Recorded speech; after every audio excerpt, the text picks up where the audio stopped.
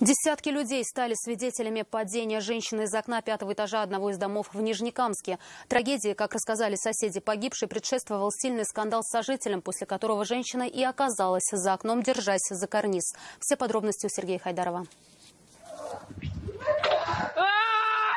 Момент трагедии запечатлели очевидцы. Несколько минут женщина висела на карнизе 5-го этажа. Пыталась забраться внутрь. За руки из квартиры ее держит мужчина. Но затащить женщину обратно у него не получилось. Соседи с ужасом вспоминают события того вечера. Говорят, они сильно ругались. Но как женщина оказалась за окном, сказать не смогли.